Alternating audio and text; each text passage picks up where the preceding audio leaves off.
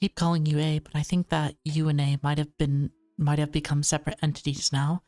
The moment you began to have new memories, you both started to walk different paths. I must wonder how the memories separated you from A. Well, even if you two have differences, it's still important for you to witness this place through A's eyes. What do we repeat with the? Why do we repeat this eternal cycle? Eternal, enduring, endless days? What is the end of this line? What kind of world is it that he saw? The answers to these questions are what you must know. However, the choices you make are up to you, not him.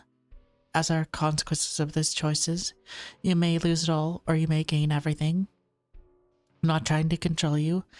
I just try to support you. That's my role here. Plus, I have so many other exes who made it this far and witnessed the innumerable amounts of efforts and failures they made. However, you are here scrambling over it all and climbing. Of course, I kept all their data in my head, but it's not my place to share it with you. A machine has its own work to do. That's what you, or A, once said to me.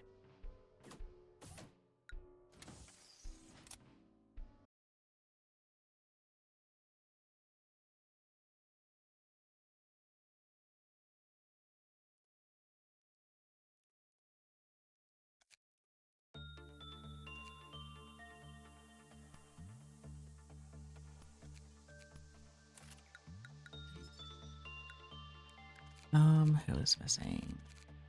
No? Yeah, that makes sense.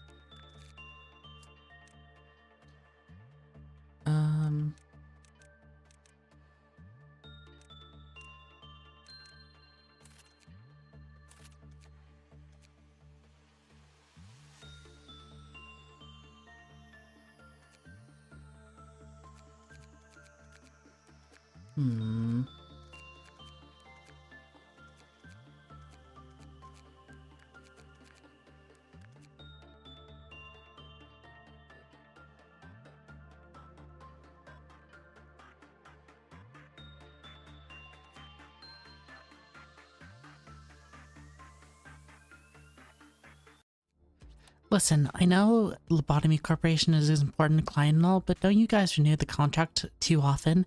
The place is so grimy, it's like a dungeon. I always get a bad vibe. Okay. The place is so, yeah. Please hold for a moment. Rabbit Captain, we need to explain what we're doing here to the manager. Oh, he still doesn't know who I am? Go and explain it quickly then. This must be the first time you'll participate in a meeting with an outside party manager. As he mentioned a few times prior, a company has initiated contracts with some of the other wings for substantial development and business opportunities. It's also my job to renew those contracts with our associate wings when the moment arises. All this is needed for you to be able to be our token manager and present yourself in that role. I shall handle the rest of the formalities and procedures. Associate Wing, what's that boring introduction? You may feel free to provide more detailed information at later time in private, Mio. For now, let us start the meeting. Speaking of, would you be kind to remove your helmet, at least for the duration of the meeting? You're kidding, the helmet is the whole identity of the rabbits. Well, fine, it's whatever. It's just the brief content of the contract from my end, right? I mean, I'm sick of reading these out over and over. You can just look at the contract for the whole damn thing. Do I really have to say it one more time? As I informed you prior, as part of the formal procedure, I myself had to specify whether or not you agreed to the terms again.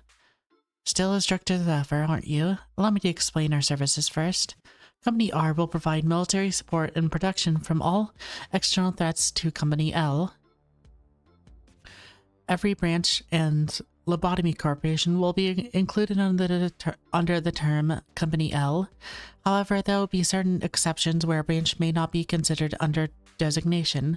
Well, I say exceptions, but we're willing to let it slide unless it involves the head or the eye.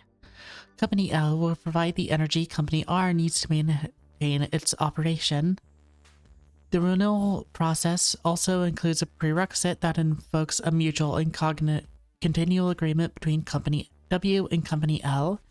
Let's see, Company L will provide all specialized ammunition, and utilized for killing or abnormalities. All rabbit team members will have their memories erased after the completion of their missions.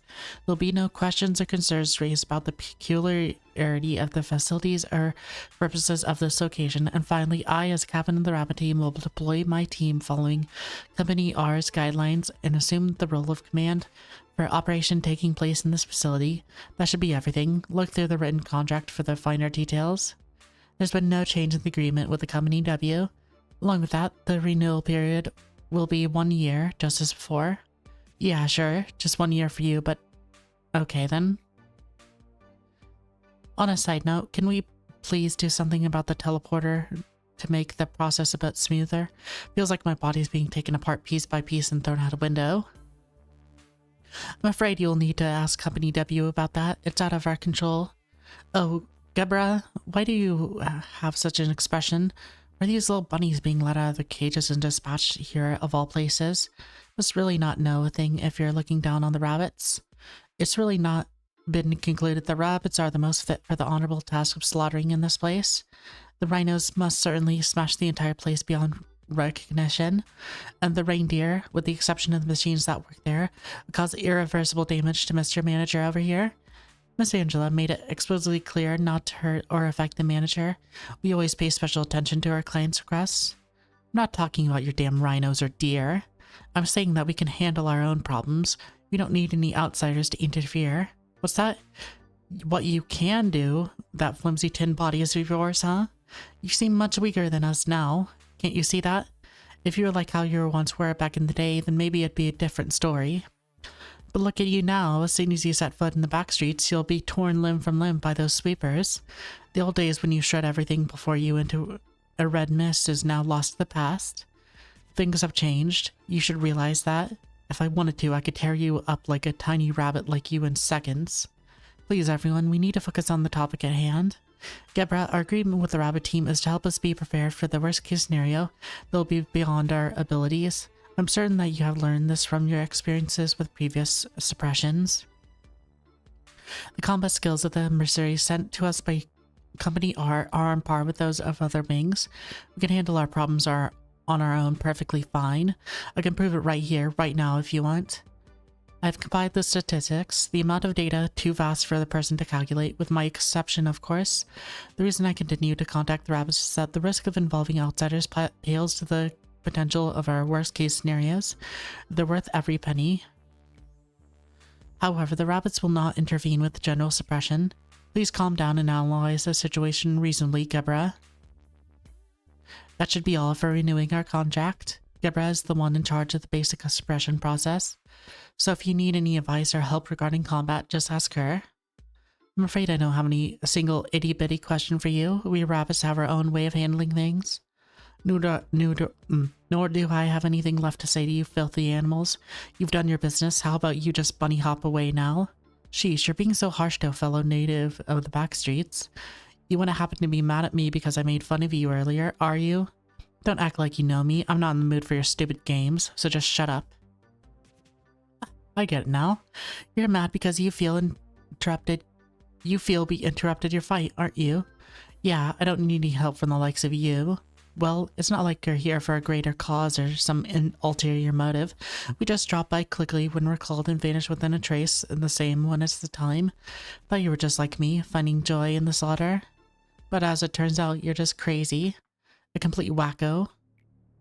We are the rabbits who hop around following orders to find fresh patches of grass, but you're different. You used to know you were supposed to fight who the enemy was. You wouldn't believe how shocked it was to find you.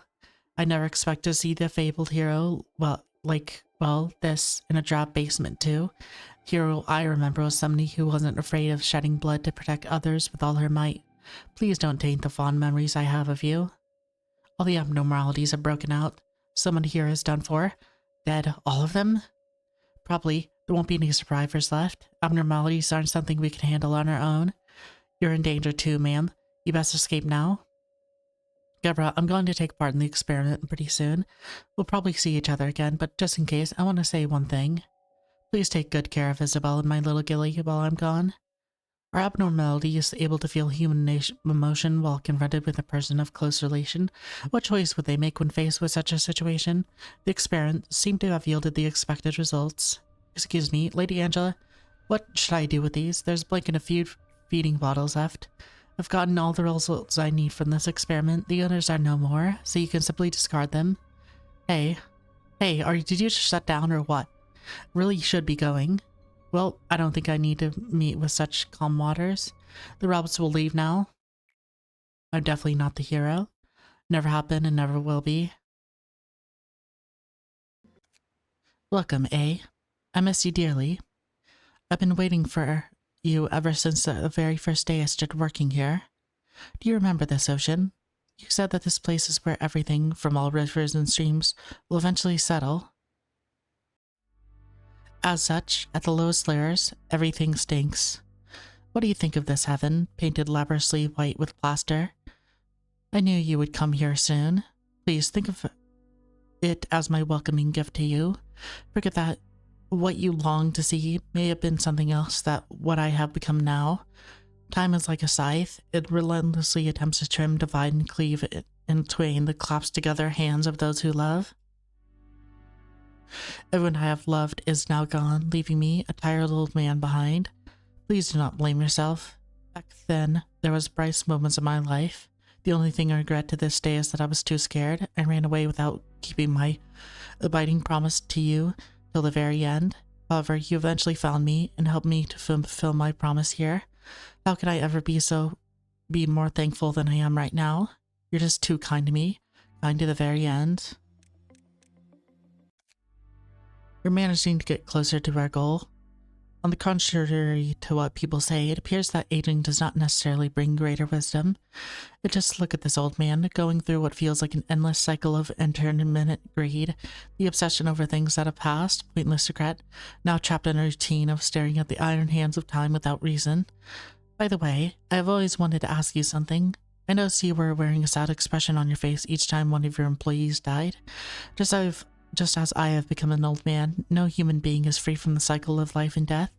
As our research was to cure the disease, not to live forever. How about an example? Do you remember that one employee, the one who was nice and upfront with you? He passed away recently. When he received the letter that he was accepted in the Lobotomy Corporation, he never would have expected to meet such a futile demise. If I wanted, I could have brought him back to you, but I did not. It is the order of this place that an empty spot shall always soon be filled. Do you finally discover the secret of this place? Lives are trivial here. The tenuous hold on life can be severed eventually. And yet, many will come back as if nothing happened. We reach a point in which we don't even need to mourn their deaths. An employee who died just yesterday may come back from my simple call, yet another employee may never open their eyes again from a simple wave of my hand. That is what death means here, eh? It is neither honorable nor noble, nor is it miserable nor cruel like we may think it to be. So please don't punish yourself too much. I do not wish to see you suffer from such a personal and insignificant thing, for the future will bring you much more pain to bear.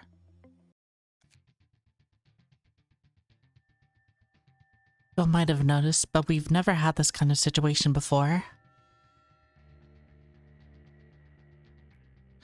Those monsters were supposed to be slumbering away, but now they have woken up all of a sudden. There's no need to focus on what caused this. All that matters is that we solve the problem at hand. Let me add a few words before we jump into battle today. I don't need cowards in my department. You should not let the complacency weigh for your mind when you confront the monsters. You must arm yourself with anger and pure hatred alone to crush these monstrous bastards. If you object to any of this, I suggest you transfer departments immediately. Don't squeeze out a tear mourn over you perishing without even your name being left behind.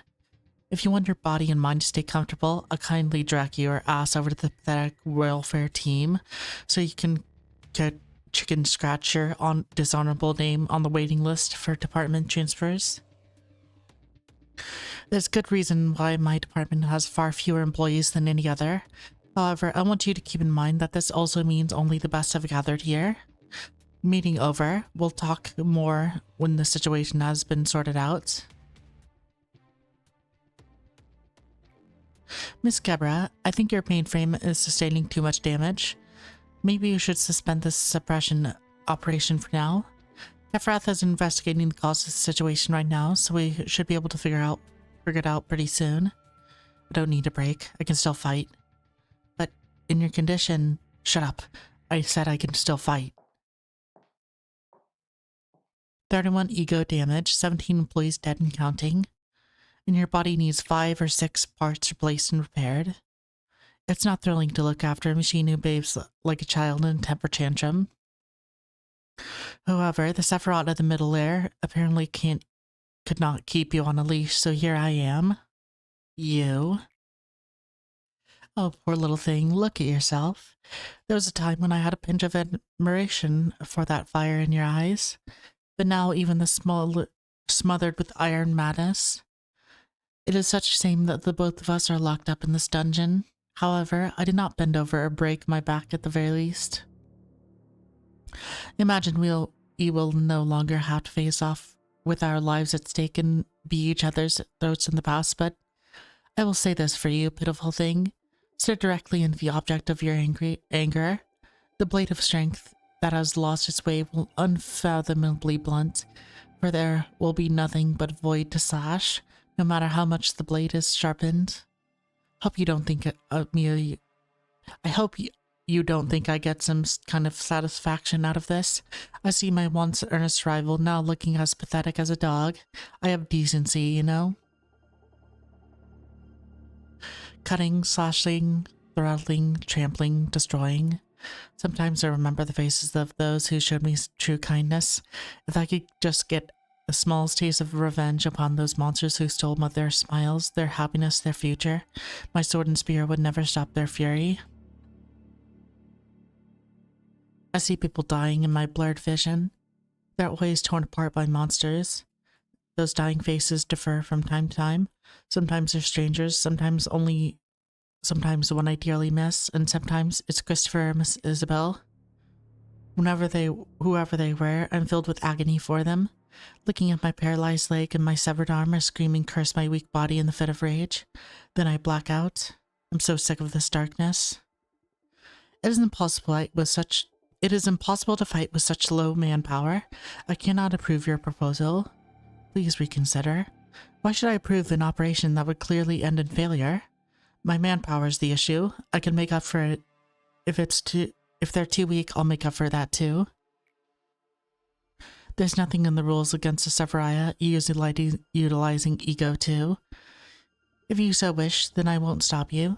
Familiar grip, the right weight, and practice form. The feeling is so distinct that it pulls me right back into the right path, away from straying to wander, just like a road sign. I completely lose track of time when I wield my weapons. It was kind of funny to see Tevreth and Chest with bewildered faces when they witnessed me return from battle covered in blood. No matter how hard I stab and break those monsters, they'll recover sooner or later. Some of them will wail and others scream. In battle, I also fracture and break some of my components, but those are soon replaced and repaired. What a perfect little hell for me. Missing your arm? Here it is. Think of it as a respectful gesture to a fellow warrior, to leave you with one of your arms intact. I doubt she expected this. The tragedy she was bringing here, caused by so great ideology of hers. I don't know if it will ease your pain, but this happens quite often, more often than many you may think. This is less common than, say, a little seedling getting trampled to death. I must admit that you're quite the tough sprout, however.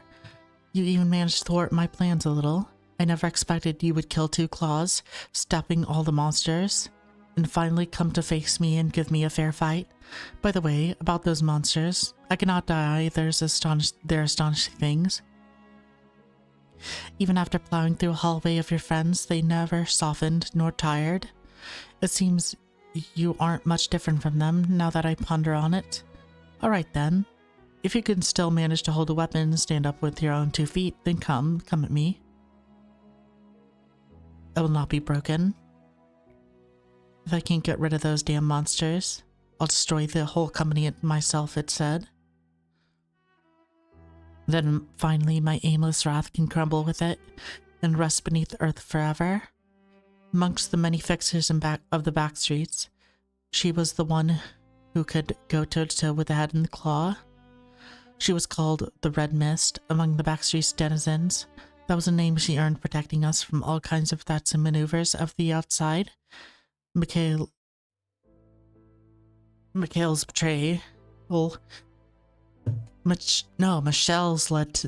betrayal led to the eye to the den we hid in. Then the head mercilessly threw their claws at us. Instead of dealing with the Red Mist directly, even Cunning had unleashed the unstable abnormalities to slaughter us. The abnormalities were out of control, tearing apart our comrades who screamed in agony. All the while, the claws sniffed out their prey and snatched it. The whole situation was beyond what she could handle by herself, but she gave it everything she had to protect us. She lost an eye, one of her arms was severed, and she had numerous deep scars all over her body she could no longer heal from. Yet she didn't give up, and eventually her efforts saved B and I from death. The cadaver demonstrated the horrendous, unbearable situation she went through. After a long time had passed, her eyes rolled open again. However, her anger that had lost its focus dragged her down deep into the bottom. We had to reboot her many, many times.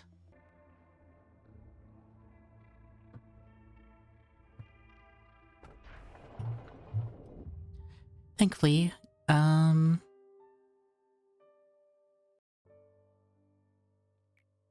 it's quiet, isn't it? Take a good long look at this silence. Manager, have you ever gotten up early to walk the streets at the crack of dawn? I think this moment right now is equivalent to that dawn in the outside world. The abnormalities are currently in torpor due to the heightening of Quaifoth deterrence during off hours. Meanwhile, the employees are stealing themselves from what fate decides whatever will happen to them. When the level of deterrence is weakened, the powers of the suppressed origins will soon wake them. It's always too hard to believe what a place as quiet as this will be as soon as engulfed in pandemonium. Oh, how nice it'll be to keep this tranquility.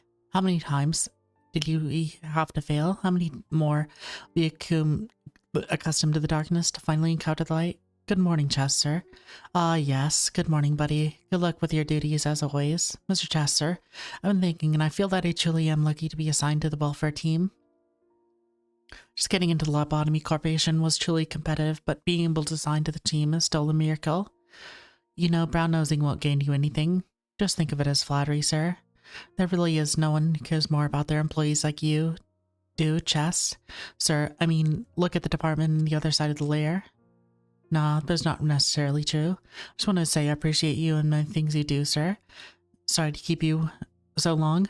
I'll get going now, Chess. Yeah, go get yourself ready for the day. For many days, I consoled myself by saying that I wasn't doing that bad for Sephiroth. I never put my employees on the verge of death like a certain red-clad miss someone did, and I managed to reflex with various situations most of the time, getting mad at someone for breaking a rule or two or agreeing with someone who claimed to make this place better. When I take a step back and look at it all, I just can't help but think, what's the point of that all?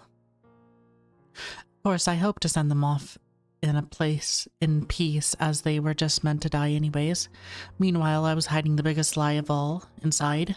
Yet, I've been playing the role of good leader, knowing that it was all falsehood. Lady Angela knew this too. She knew that I would never be the great man who'd expose every little secret of this place to the employees and try to overthrow the system and plot. Well, I mean, I just wanted to avoid pushing her buttons.